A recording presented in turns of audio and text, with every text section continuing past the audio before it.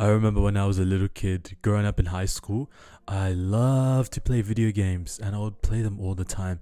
Minecraft, Roblox, Destiny 2. I got very addicted to Destiny 2 to the point where I was playing it during my final exam season. You know, the big exams we would have where the result of that exam would determine which university you can go to and what degree you're allowed to do in those universities.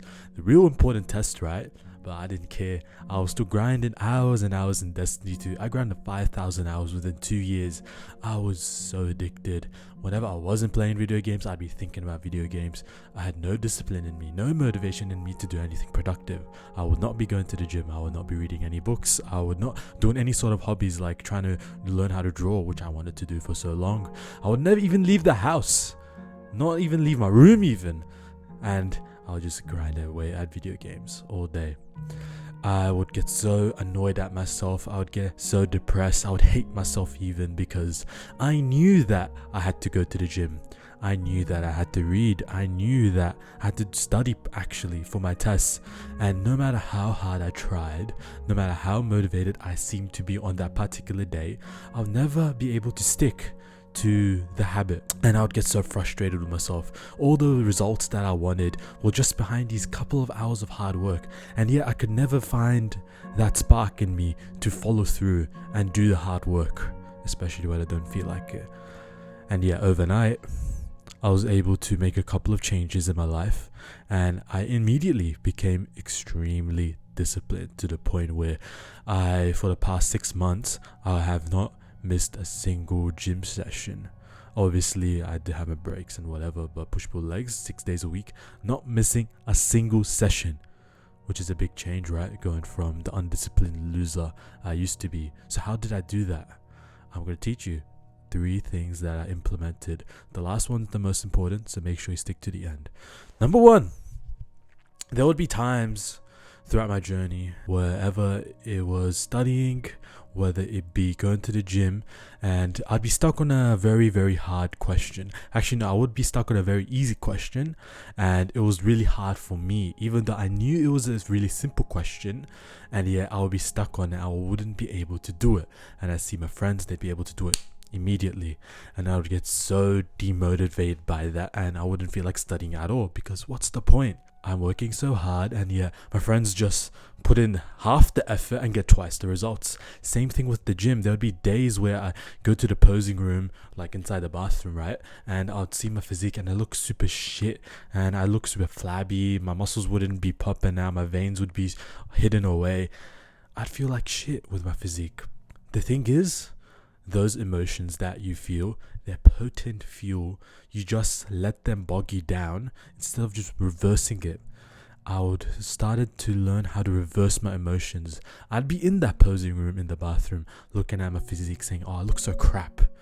And I would use that as motivation that I can't miss a gym session now. I look like such crap. How am I going to come up with any sort of excuse to not go to the gym? I don't care what schedule I have, how busy I am, I have to hit the gym because I look that shit. I would same thing for my studying. I would say to myself, man, I am being stuck on these real simple questions. I can't stop studying now. I have to catch up, right?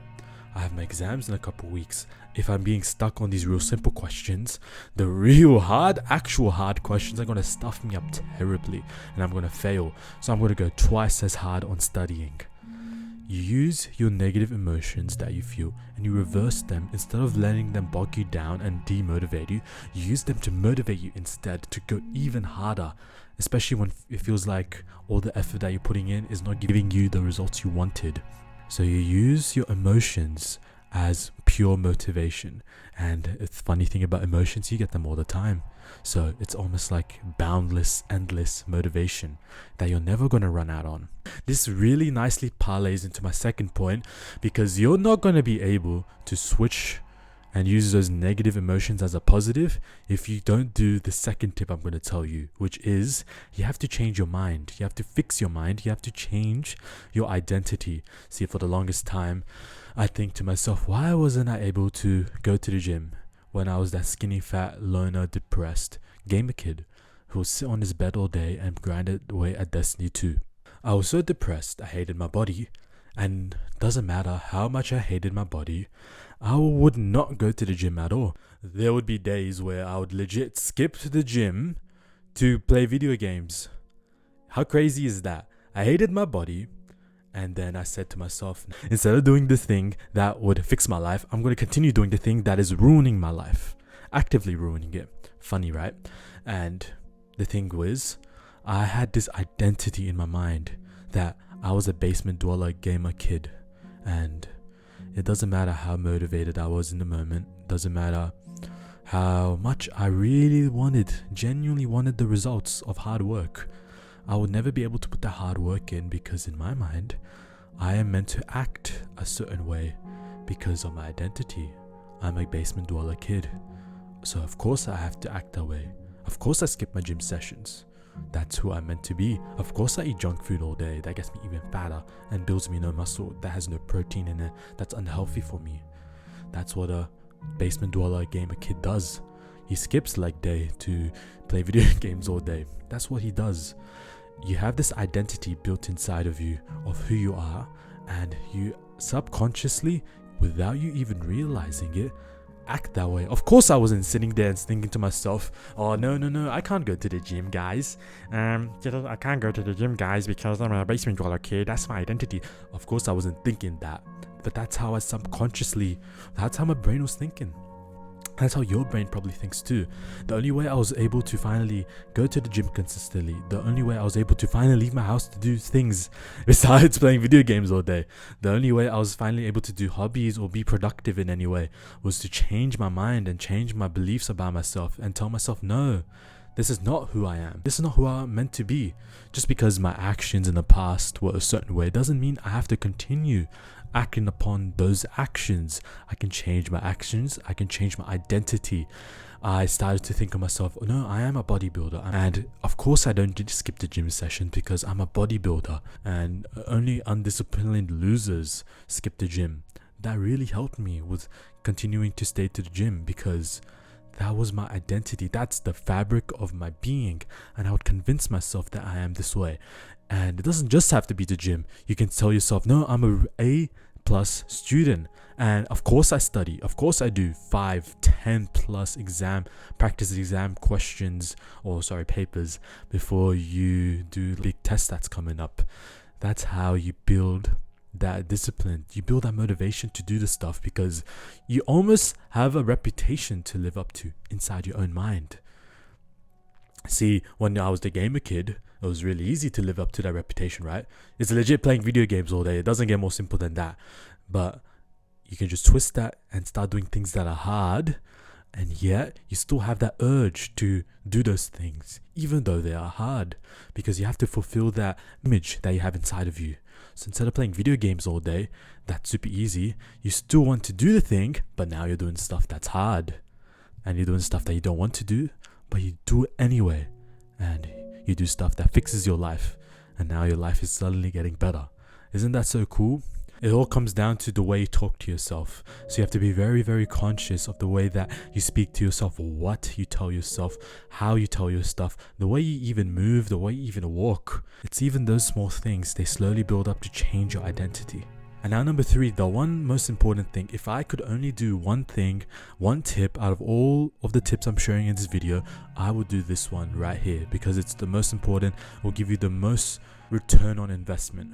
And that is simply figuring out why you're doing the thing you want to do in the first place. Now, everybody under the moon, especially in this self-improvement space, tells you, fix your why. Figure out your why. Why are you doing this? And it's almost kind of cringy. I'll tell myself all the time when I was watching these videos that, okay, I get it, my why. Okay, I want to, raise a strong, big family. I get it. I want to be a good father figure. I want to be providing for my family. That's why I'm doing all of this. And funnily enough, that never kept me disciplined. I was thinking to myself while doing bench, this is for my family. 1. This is for my family. 2. And then as I'm getting to failure and it's starting to hurt my chest, this is for my family. And I would next day, for the next 6 days, not go to the gym at all. And I was so confused with myself. I'd say, well, this is my why. I figured out my why. I'm doing what the YouTube videos told me to. Why am I not disciplined? Why do I have not any motivation inside of me? And the truth is, I actually haven't figured out why you're doing what you're doing. You've just gotten someone else's why and labeled it as your own. You want to know how I got disciplined? One day I just sat down on myself and said, why am I getting big? Why don't I hit the gym? Why do I even want to hit the gym in the first place? And I was honest with myself. Of course, I'm a big family guy. Trust me. I want to have a big, strong family, inshallah. And I want to have a beautiful kids. I want to be a strong father figure. I want to be a strong, stoic husband. But I was honest with myself and I said, no, I just want to impress girls. That's why I want to get muscles. I want to be wearing a tight shirt that is showing my forearms and my biceps. They're hugging my arms and they look super nice. And you can see all my veins popping out. I want to be super attractive. That's what got me disciplined. That's what got me motivated. That image of me with my big arms, the big forearms, with all the muscles and the big triceps popping out the side. That is what got me disciplined, because that was my true why. As selfish, as almost degenerate, if you want to call it, it was the truth. And I'm not saying that my other motivations of, being a strong father figure, etc., I'm not saying that motivation does not exist, because it does. But I was just honestly truthful to myself. I was being honest with myself. This is my why. And guess what? I did not skip a gym session for the next 6 months. I was dedicated for 6 months straight. I hit every single gym session. Push pull legs, rest. Continue for 6 months. Am I a bad guy for that? Am I a bad guy for that? Maybe, if you want to say that. But I was disciplined. Probably more than you. I was more disciplined than you. And it's just being truthful with myself. Yeah, I want to impress girls. That's why I want to go to the gym. I want to get big arms. It's funny, it works. You just have to figure out your actual why, not trying to project other people's whys onto yourself. Figuring out, sitting down and telling yourself why you're doing the thing. Why are you studying? Why are you going to the gym? Why do you want to learn to draw so badly? It's such a random hobby, right? Why do you want to draw so bad, Isa? You'll sit down and you contemplate and you'll be truly honest with yourself. And sometimes the motivation can be a little selfish. Like for me, I want to impress girls. It can be something that's not super admirable, but it's the truth. And it's what keeps you motivated. It's what keeps you disciplined. Even on the days that I did not want to go to the gym one bit. I was feeling super lethargic because I got 2 hours of sleep the last night, and it's raining outside and it's a lot of traffic outside. It's super cold and there's no eggs in the kitchen. There's only one egg, so I can't have my proper breakfast. I have to first go to the gym, then go to the supermarket, and then have my breakfast once I come home. And I just can't be fucked at all. That is what kept me going to the gym anyway. I told myself, why do I want to study? And it's to be rich, to have freedom, so I don't have to go to my crappy job all the time, so that I can do whatever I want, whenever I want, and no one can tell me otherwise. And so I can drive all the cars that I want and buy all the expensive watches I want, and so that I have ultimate freedom as a man. That's why I'm studying. It's boundless, it's endless, it's a bottomless pit of motivation once you figure out your why. And that's what will keep you going, even on your worst days, even when you can't be bothered a single ounce. That, figuring out your why, is what's going to keep you going anyway. And that's how you're going to beat everybody. And that's how you're going to change your life.